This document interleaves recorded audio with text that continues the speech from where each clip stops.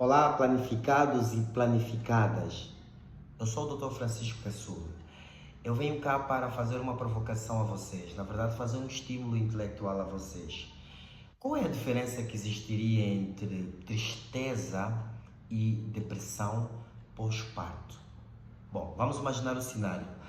Selma recentemente esteve grávida e após alguns dias do seu pós-parto iniciou com alguma queixa de dor no corpo, sensação de que tinha mais vontade de dormir e quando dormia quase que o sono era instável, não satisfatório, cada vez menos necessidade de se alimentar.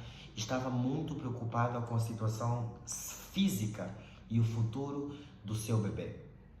Selma, por conta desta preocupação, acabou partilhando esta informação e confessando esta informação ao seu esposo, que levou ao hospital com o objetivo de averiguar se passa de alguma coisa, porque afinal de contas a Selma é uma pessoa intelectual e tem alguma instrução e já ouviu falar da famosa depressão pós-parto.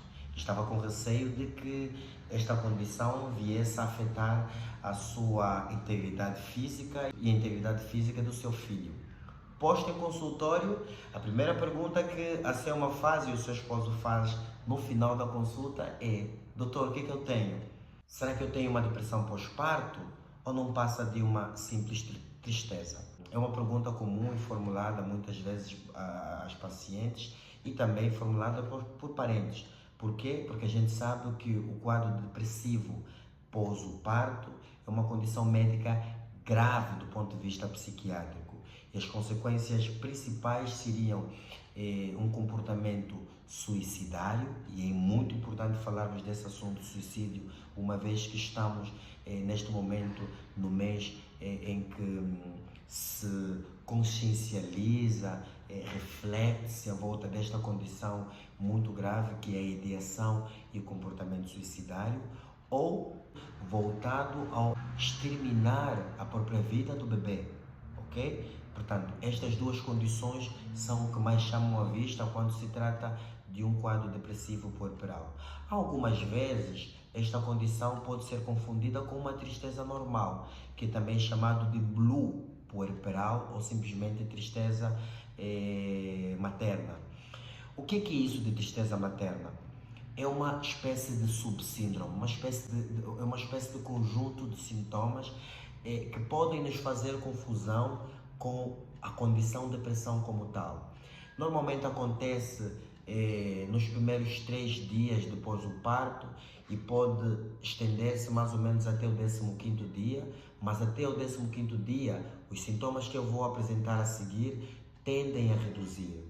Seriam estes: insônia, falta de apetite, uma preocupação excessiva com a segurança do bebê, com o futuro e a saúde do próprio bebê, uma tendência a dormir menos do que o necessário ou dormir mais do que o necessário, uma certa irritabilidade, uma certa labilidade no humor. A paciente está irritada no momento e depois no outro pode estar muito triste, ou pode estar muito alegre, ou pode estar a chorar. Portanto, o humor está lábil e chama a atenção o fato dela estar realmente muito triste, ao ponto de algumas vezes aparentar não estar a preocupar-se com a saúde do bebê.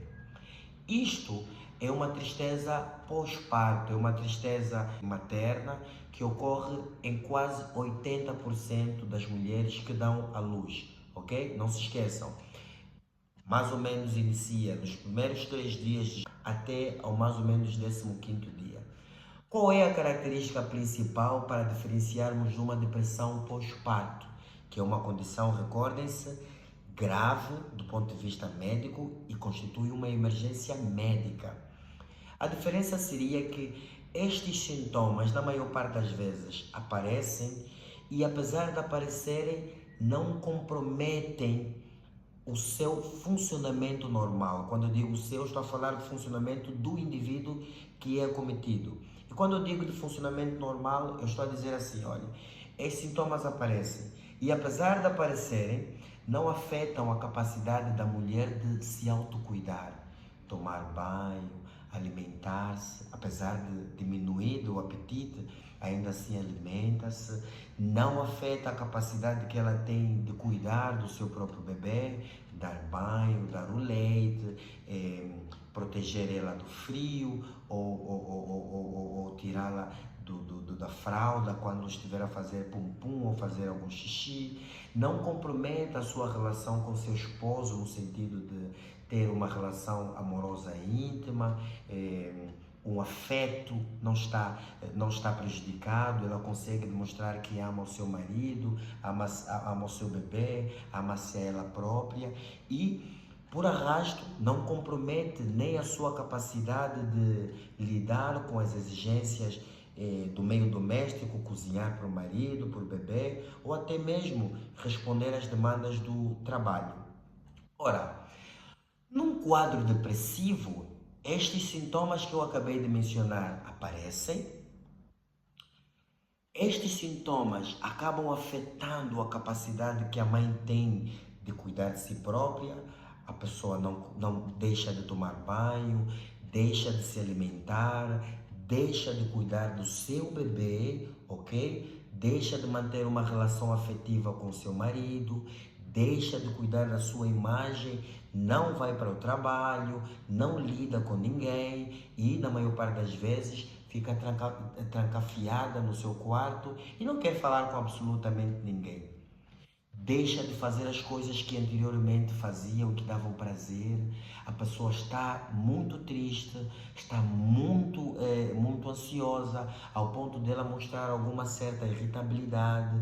E mais, por se tratar exatamente de uma depressão pós-parto, e a característica principal que a torna grave é que, para além desses sintomas, o paciente experimenta algumas alterações do conteúdo do seu pensamento e algumas alterações relacionadas com a sensopercepção. Muito simples. Estes indivíduos, para além dos sintomas que eu acabei de referir, normalmente têm alucinações. Ouvem pessoas a dizer que ela é fracassada, que não vai conseguir lidar com o bebê, ou pode ouvir alguém a dizer que este bebê não é dele, que foi trocada na maternidade e que este bebê é no fundo uma forma de demônio e que por causa disso precisa ser exterminada, que precisa ser morto o bebê, ou que a sua incapacidade de lidar com o futuro, com a segurança do bebê, é suficiente para tirar a sua própria vida porque ela não é capaz de agir deste jeito. Os pacientes podem ter o chamado conteúdo de pensamento delirante, normalmente nihilistas, acham que não há futuro e porque não há futuro faz todo sentido o que a minha voz aqui, a minha alucinação diz que tem que tirar a minha vida. Os indivíduos podem ter a sensação de que estão mortos, ok? Que não há mais sangue nas suas veias ou que o seu corpo está a apodrecer. Esses pacientes podem até sentir cheiro de podre e a confundir esse cheiro de podre com o seu próprio corpo, que estão em fase de composição, e por conta disso é muito fácil associar essas experiências com a ideia de adiantar a vida.